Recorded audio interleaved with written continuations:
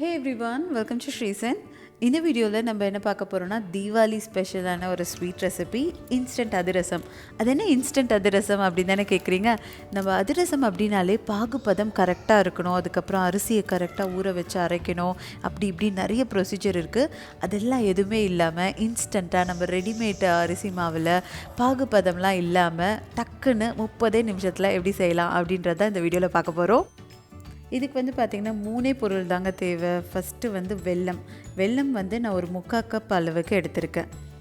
இந்த வெல்லமை ஒரு பாத்திரத்தில் போட்டுட்டு இது கூட 3/4 கப் அளவுக்கு தண்ணி ஆட் பண்ணிக்கலாம்.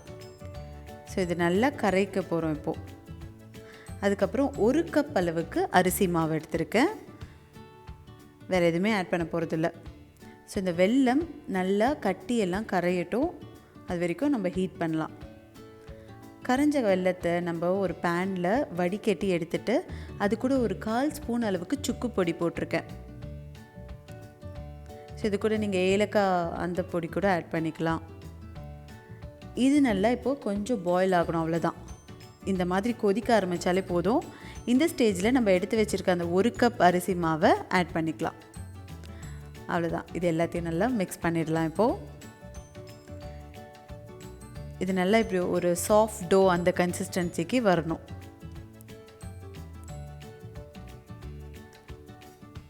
இந்த ஸ்டேஜில் உங்களுக்கு வேணும்னா ஒரு ஸ்பூன் நெய் கூட ஆட் பண்ணிக்கலாம். பர்ஃபெக்டாக இருக்குது பாருங்கள்.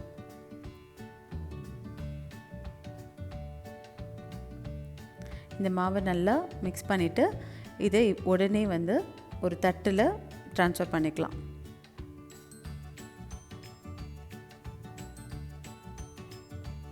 இதில் நான் லைட்டாக கொஞ்சம் நெய் அப்ளை பண்ணிவிட்டு நல்லா இந்த மாவை பிசைஞ்சிக்க போகிறேன். ஸோ கை பொறுக்கிற அளவுக்கு சூடு வந்த பிறகு நல்லா இந்த மாதிரி மிக்ஸ் பண்ணிவிட்டு மாவு இந்த பதத்தில் இருக்கணும். இவ்வளோ சாஃப்டாக இருந்தால் தான் கரெக்டாக இருக்கும். ஸோ நல்லா ரோல் பண்ண வருது. லைட்டாக நம்ம நெய் தடவி ரோல் பண்ண ஆரம்பிச்சிடலாம். ஃபஸ்ட்டு நம்ம விநாயகருக்கு வச்சோன்னா அந்த எந்த ஒரு பலகாரம் செஞ்சாலுமே அது கரெக்டாக வரும். ஸோ அவருக்காக ஒரு சின்ன அதிரசம் ரெடி பண்ணி எண்ணெய் நல்லா காய வச்சுட்ருக்கேன். ஸோ அதில் போட்டு பொரித்து எடுத்துக்கிட்டேன். பர்ஃபெக்டாக வந்திருக்கு.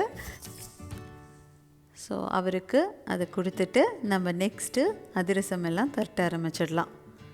ஸோ நெய்யை நல்லா தடவிட்டு கையிலையும் நெய் தடவிக்கோங்க. இது நீங்கள் இலை இருந்துச்சுன்னா இலையிலையும் தட்டலாம், இல்லாட்டி ஒரு பிளாஸ்டிக் கவர், இல்லை இந்த மாதிரி சிம்பிளாக தட்டிலே தட்டிடலாம். ஸோ இந்த மாதிரி சர்க்கிள் ஷேப்பில் வர வச்சுட்டு எண்ணெய் நல்லா சூடான பிறகு சிம்மில் வச்சுக்கோங்க. ஸோ ஒரு அதிரசமாக போட்டு எடுத்துடலாம்.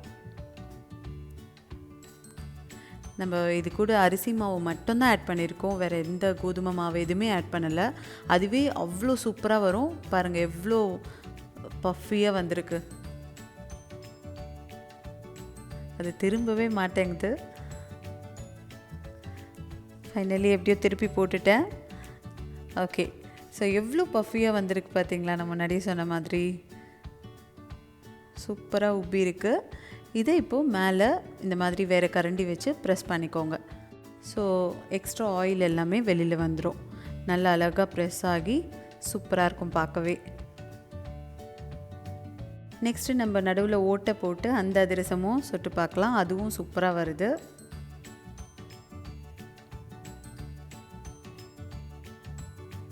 பர்ஃபெக்டாக வந்திருக்கு. இதையும் நம்ம இதே மாதிரி ப்ரெஸ் பண்ணி எடுத்துக்கலாம். இதே மாதிரி எல்லா அதிரசமும் சுட்டு வச்சிடலாம். ஸோ 1 கப் மாவுக்கு எனக்கு இந்த சைஸ்க்கு ஒரு 13 அதிரசம் வந்திருக்கு.